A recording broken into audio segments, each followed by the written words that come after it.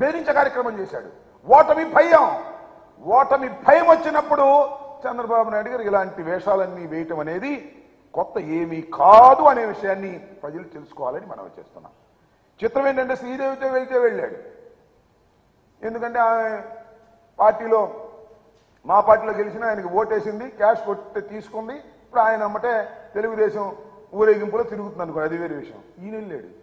ఎవరైనా పవన్ కళ్యాణ్ పొత్తులు వాళ్ళందరూ రావాల్సిన అవసరం లేదు, ఎవరి పార్టీ వాళ్ళు వెళ్ళొచ్చు. కానీ ఈయన వెళ్ళిపోయాడు ఆయన అమ్మట. నాకు అర్థం కాల. బహుశా గుర్తింపు లేని రాజకీయ పార్టీ కదా ఏది పవన్ కళ్యాణ్ గారి జనసేనకు, దానికి గుర్తింపు లేదు, దానికి ఇంటర్వ్యూ దొరకదు. అందువల్ల చంద్రబాబు నాయుడు గారు చెంచగా వెళ్ళాడు. నేను అడుగుతా ఉన్నా, పవన్ కళ్యాణ్ గారు ఎందుకయ్యా మళ్ళీ నీ గ్లాసు గుర్తు ఆ సైకిల్తోనే పోటీ చేయలేదు, ఎందుకు వచ్చిన కూడా ఇదంతా విలీనం చేసాయి, కొట్టాయి దెబ్బ ఏమైంది? కొద్ది క్యాష్ కొద్దిగా ఎక్కువ అడుగు సరిపోద్ది, ఏముంది దానిలో, మేము విలీనం చేస్తామండి, సైకిల్ గుర్తు మీద మేము పోటీ చేస్తాం, కాస్త కొద్దిగా ఇంకొద్దిగా ప్యాకేజీ పెంచండి అని అడుగు. ఆయన కూడా రెడీగా ఉన్నాడు, పాప సొమ్ము సంపాదించినంత రెడీగా ఉన్నాడు. అవి కూడా నీకు ఇచ్చేసి ఏకంగా దీనిలో తీసుకువెళ్ళేటటువంటి కార్యక్రమం చేస్తాడు, గుర్తుపెట్టుకోమని కూడా ఈ సందర్భంగా మనవి చేస్తున్నాం. చంద్రబాబు నాయుడు గారు చాలా దుర్మార్గమైన రాజకీయాలు చేయటంలో నిష్ణాతుడు. చెప్పిన మాట చెప్పుకోకుండా మోసం చేసే కార్యక్రమాలు చేస్తున్నాడు. విచ్చలవిడిగా దానికి తోడు తానా తందానా అనే పత్రికలు బయలుదేరాయి.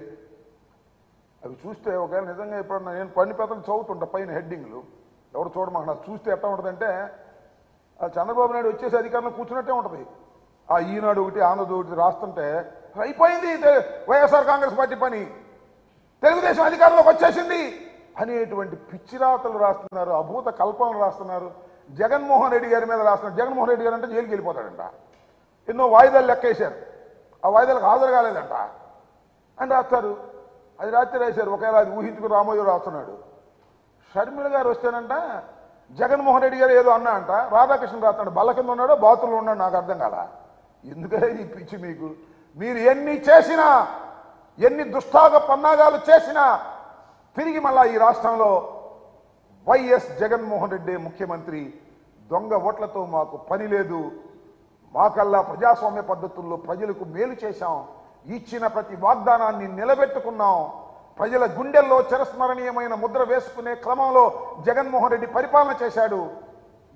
ఈ నెల నుంచి 3,000 రూపాయల పెన్షన్ ఇస్తున్నాం, ఇచ్చిన మాట నిలబెట్టుకున్నాం. అందువల్ల మేము మళ్ళా తిరిగి అధికారంలోకి రాబోతున్నాం. ఇది ఎవరిని అడిగినా చెప్తారు, ఏ సర్వేని అడిగినా చెప్తారు. ఇవాళ మీరు ఎలక్షన్ కమిషన్ వచ్చింది కదా అని చెప్పేసి పుత్రుడు దత్త తండ్రి ఇద్దరు వెళ్ళి అక్కడ ఏదో రిప్రజెంట్ చేసి అసలు విషయాలు వదిలేసి ఏ కొసరు విషయాలు